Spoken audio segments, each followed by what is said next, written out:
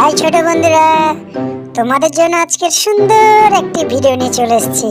আজকের ভিডিওটি হলো ছোট্ট বিড়াল ছানার জ্বরের গল্প। একটি ছিল ছোট্ট একটি বিড়াল ছানা। সেই ছানাটির নাম ছিল মিনি। মিনি ছিল খুবই দুষ্টু আর চঞ্চলকর। সারাদিন এদিক ওদিক দৌড়াদৌড়ি করত এবং প্রজাপতির পিছনে ছোটাছুটি করত এবং লালবন নিয়ে খেলতো। সেই ছোট্ট বিড়ালটি একদিন সকালে মিনির মা দেখলো মিনি বিছানায় চুপচাপ শুয়ে আছে। সে আর খেলছে না, দৌড়চ্ছেও না, এমনকি তার প্রিয় দুধও সে খাচ্ছে না। তারপরে মিনির মা তার কাছে গিয়ে বলল, কি হয়েছে মা, আজ এত চুপচাপ কেন? তো মিমি দুর্বল গলায় বলল, আমার শরীরটা না খুব গরম লাগছে, মাথাও যেন কেমন ঘুরছে। মা বিড়াল তার মিনির কপালে থাবা দিয়ে দেখলো, আরে মিনির তো অনেক জ্বর। মা বিড়াল খুব চিন্তা করে বলল, চলো এখনই তোমাকে ডাক্তার বাবুর কাছে নিয়ে যাই। মা বিড়াল মিনিকে একটু গরম নরম কাপড়ে জড়িয়ে কোলে দিল। তারপর তার মা চলে গেল ডাক্তার মিউমিরের ক্লিনিকে। ডাক্তার মিউমির ছিলেন বনের সবচেয়ে ভালো বিড়ালদের মধ্যে ভালো ডাক্তার। তিনি গোল চশমা পরতেন আর সবসময় হাসি মুখে রোগীদের দেখতেন। ডাক্তার মিমিকে দেখে বলল, আরে মিমি, কি হয়েছে তোমার?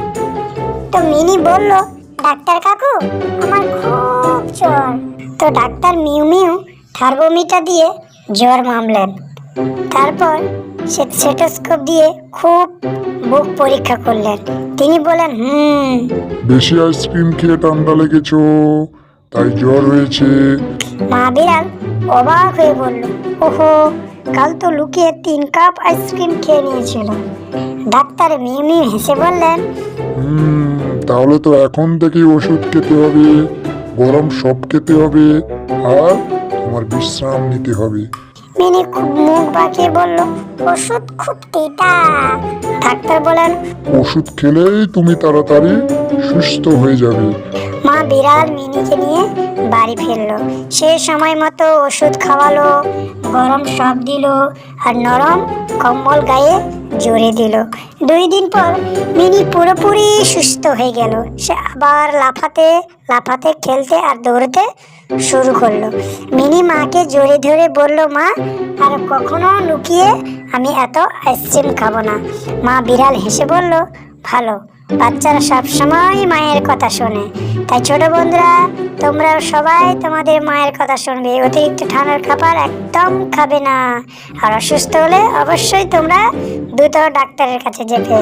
ছোট বন্ধুরা, এখন এখানে শেষ করছি। দেখা হচ্ছে পরবর্তী ভিডিওতে। Bye, tata.